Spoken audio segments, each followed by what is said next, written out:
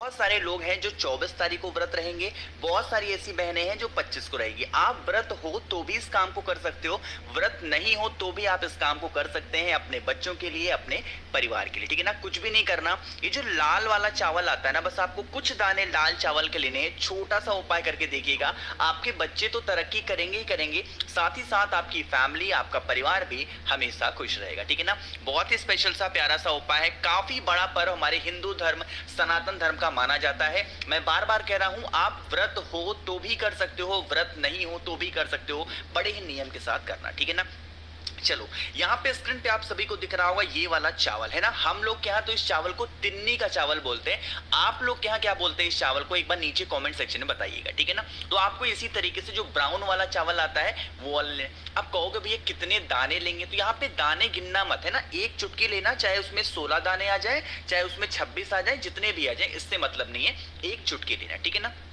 अब बात करते हैं कितनी चुटकियां आपके घर में वर्तमान समय में, प्रेजेंट टाइम में जितने भी सदस्य रहते हो। जैसे फॉर एग्जांपल आपके घर में मान लीजिए कि 4 लोग रहते हैं, तो कितनी चुटकी चावल लोगे, 4 चावल लेंगे। अब इन 4 चुटकी चावल, 4 चावल नहीं, 4 चुटकी चावल। ठीक है ना। इन 4 चुटकी चावल को 4 अलग अलग जगहों पे रखना है। मेरी बात बहुत ध्यान से सुनिएगा। 4 चुटकी चावल लिया आपने, लेने के बाद में यहाँ पे आपको कुछ पत्ता दिख रहा होगा। इसी पत्ते का सबसे बड़ा महत्व होता है हल षष्ठी वाले दिन, है ना। आपको क्या करना है, हम लोग क्या है इस पत्ते को महुए का पत्ता बोलते हैं, आप क्या क्या बोलते हैं कमेंट सेक्शन में बताइएगा। ठीक, क्या करना है, इसी तरीके से महुए के 4 पत्ते लेंगे। पूजा तो इसी की करोगे, है ना, बात समझ रहे हो मेरी ना। तो 4 पत्ते इसके लेंगे। लेने के बाद में जो आपने जितने भी सदस्य होंगे, मैंने क्या बताया 4 लोग हैं, तो पत्ते कितने लोगे, 4 पत्ते लेने हैं। उन 4 के चारों पत्तों पे एक एक चुटकी क्या रखोगे, यही ब्राउन राइस यानी कि यही लाल वाला चावल आपको रख देना। ठीक है ना। रखने के बाद में आपके पास में होना चाहिए दही। एक चीज का ध्यान रखिएगा, इस वाले दिन, इस वाले व्रत में या फिर व्रत नहीं रहते हो, गाय के दही का इस्तेमाल नहीं होता है। हमेशा किसका होता है, भैंस के दही का इस्तेमाल होता है। इसलिए इस चीज का ध्यान रखिएगा, भैंस के आपको दही थोड़ी थोड़ी करके इस पे गिरा देनी है। अब आप जहां पे पूजन अर्चना करोगे, या ऐसे तो करोगे मूंज वगैरह लगा करके, है ना, तो आपको वहां पे बैठना है। आपको उन 4 पत्तों को, जितने भी पत्ते लिए हैं उसको रखना है, पूजन अर्चना करनी है, जो भी आपकी विनती हो विनती कहना। ठीक है ना। उसके बाद में ये जो मूंज आपने खड़ा किया है ना, इसके आपको कम से कम 7 परिक्रमा लगानी है, मिनिमम 7 लगानी है, ज्यादा से ज्यादा आपकी इच्छा हो सकती है। 7 परिक्रमा लगाने के बाद में जो आपने जितने भी पत्ते पे चावल को रखा था, जितने भी पत्ते पे आपने दही को रखा था, आप पे घर में जितने भी लोग रहते हो उन सभी लोगों को एक एक पत्ते को दे देंगे। उसके अंदर के जो चावल होंगे उनसे कहना खाने के लिए। जो भी व्यक्ति खा लेगा, आपकी फैमिली में शांति बनी रहेगी और उनके घर में खुशियां जरूर आएंगी। ठीक है ना। एक छोटा सा डाउट दूर करते हैं। कुछ लोग कहेंगे भैया हम लोग के यहाँ ये पत्ता नहीं मिलता, या फिर हम लोग के यहाँ इस पत्ते की पूजन नहीं होती, तो कोई सा भी पत्ता ले सकते हो, ऐसा कोई इशू नहीं है, कोई दिक्कत नहीं है। कोई सा भी पत्ता लो, बस आंकड़े का पत्ता मत लेना, बाकी कोई सा भी पत्ते ले सकते हो। बट पूजा किसकी होती है, महुए के पत्ते की। ठीक है ना। तो यहाँ पे हम लोगों ने बात कर ली है हल छठी पे कितने वाले, अपने पहले उपाय की। आगे बढ़ते हैं बस वीडियो के हम लोग अपने दूसरे उपाय की तरफ। एक चीज का ध्यान रखिएगा, कुछ लोग परेशान होंगे भैया हम ये उपाय 24 को करें या इस उपाय को 25 को। आपके यहाँ जिस दिन हल छठी व्रत है ना, कुछ लोग के यहाँ 24 को है, कुछ लोग के यहाँ 25 को है। जिस भी दिन आप लोग रख रहे हो, जिस दिन आपके यहाँ पर के पंडित जी लोगों ने बताया है, उस दिन आपको रखेंगे और उपाय भी उसी दिन करना। ठीक है ना। चलो अब बात करते हैं इस दूसरे उपाय को। बहुत स्पेशल सा उपाय बताने चलो, बहुत ही प्यारा सा उपाय है ना। इस उपाय के लिए अगर आपने कर दिया तो आपके परिवार में कभी संकट नहीं आ सकता। कौन सा संकट, धन को लेके, पैसों को लेके कोई भी संकट आप पे घर में नहीं आ सकता अगर इस उपाय को आपने कर लिया। उसके लिए हमें इस तरीके से एक नारियल लेना है। कौन सा नारियल लोगे, जूट वाला नारियल। ठीक है ना। जूट वाले नारियल को लेना, साथ ही साथ एक कलश लेना। देखो अब मैं आपको एक बात बताऊं, जब आप पूजन अर्चना करोगे ना ये वैसे मूंज लगा करके, तो इसके सामने आप कोई ना कोई कलश तो रखोगे। अरे रखोगे कि ना रखोगे, उसी कलश के ऊपर, जो कलश आपने मूंज के पास रखा है, उसी कलश के ऊपर इस नारियल को आपको क्या करना है, रख देना। ठीक है ना। जब नारियल को रखोगे तो यहाँ पे आपको यह प्रार्थना करते हुए रखनी है कि हे माँ, हम इस उपाय को कर रहे हैं क्योंकि हमारे घर में धन संपदा को लेके बहुत कमी रहती है, माँ लक्ष्मी की बहुत कमी है। आप कुछ भी ऐसा करें जिससे हमारे घर से जो भी दरिद्रता है वो हमारे घर से दूर हो और माँ लक्ष्मी का वास हमारे घर में बना रहे। इस तरीके से प्रार्थना करेंगे। अब क्या करना है, नारियल को तो आपने रख दिया, रखने के बाद में आपको इस नारियल के ऊपर सफेद पुष्प ढेर सारा मिल जाएगा, बहुत ज्यादा मिल जाए तो आपको माँ लक्ष्मी का ध्यान करते हुए इसी नारियल के ऊपर सफेद पुष्प को समर्पित कर देने से हमारे घर में धन संपदा बनी रहती है। अब बात आती है कि भैया एक बात बताओ, क्या हम इस नारियल को खुद ग्रहण कर सकते हैं? तो इसका जवाब है नहीं। आप जब पूजन आपकी खत्म हो जाए, इस नारियल को उठाना, जहां पे पूजा पाठ करते हो या फिर जहां पे रुपए पैसे रखते हो उस स्थान पे रख देना। 3-4 दिन रखने के बाद में इस नारियल को उठाना और किसी मंदिर में ले जाकर के चुपचाप रखाना। आपके घर में कभी धन को लेकर कमी नहीं हो सकती, हमेशा माँ लक्ष्मी का वास घर में आपके बना हुआ होगा। ठीक है ना?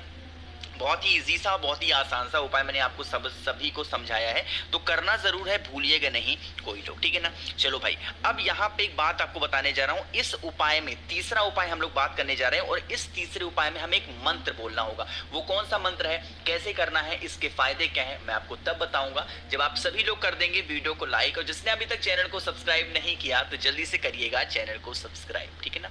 चलो भाई समझते हैं। यहाँ पे आप सभी को दिख रहा होगा पत्ता, ये कौन सा पत्ता है? ये है पीपल का पत्ता। थोड़ा सा नया सा पत्ता है तो आपको लग नहीं रहा होगा पीपल, बट ये है कौन सा? पीपल का पत्ता है। बात करते हैं इस उपाय के बेनिफिट क्या होंगे। मैंने अभी आपको समझाया कि अगर आपके घर में कष्ट बहुत ज्यादा है और वो कष्ट दूर ही नहीं हो रहा तो एक मंत्र के साथ में इस पीपल के पत्ते का उपाय हम लोग को करना होगा, है ना? क्या करेंगे, आपको कम से कम 3 पीपल के पत्ते तो लेने ही लेने। कितने लोगे? 3, ज्यादा से ज्यादा आपकी इच्छा, बट कम से कम 3 पीपल के पत्ते लेना। उसे लेकर के आपके घर के आसपास में कोई भी महादेव का शिवलिंग हो, कोई छोटा मंदिर हो बड़ा मंदिर हो उससे मतलब नहीं है, महादेव की शिवलिंग वहां पे विराजमान हो, उन्हीं के पास में एक मंत्र बताने जा रहा हूं। उस मंत्र को आप नोट कर लो, यहां पे मैं लिख नहीं पाऊंगा, आप नोट कर लो। ओम बलभद्राय नमः। ओम बल, क्या बोलोगे? बल। ओम बल भद्राय नमः। इस मंत्र का स्मरण करके जो भी व्यक्ति हल शक्ति तिथि के दिन पीपल के पत्ते को महादेव के शिवलिंग के ऊपर समर्पित कर देता है, उनके घर से सारे कष्ट खत्म होते हैं और उनके घर में बल की प्राप्ति होती है, जिससे उन्हें ताकत मिलती है हर एक बुरी चीजों से लड़ने के लिए। महादेव के शिवलिंग के ऊपर पीपल के पत्तों को समर्पित करने के बाद में थोड़ी देर प्रार्थना करिएगा। जल वगैरह समर्पित करने के बाद में जो भी पीपल के पत्ते महादेव के शिवलिंग के ऊपर आपने समर्पित किए हैं, उन पीपल के पत्तों को उठा करके और आपको एक लोटे जल में जल भर करके उस पीपल के पत्ते का जो छिड़काव होगा वो पूरे घर में कर देना, जितने भी रूम्स होंगे, कमरे होंगे, और फिर बाद में उस पीपल के पत्ते को किसी पेड़ के नीचे रख देना। आपके घर में कभी संकट नहीं आ सकता, कभी कोई कष्ट प्रवेश नहीं कर सकती। ठीक है ना?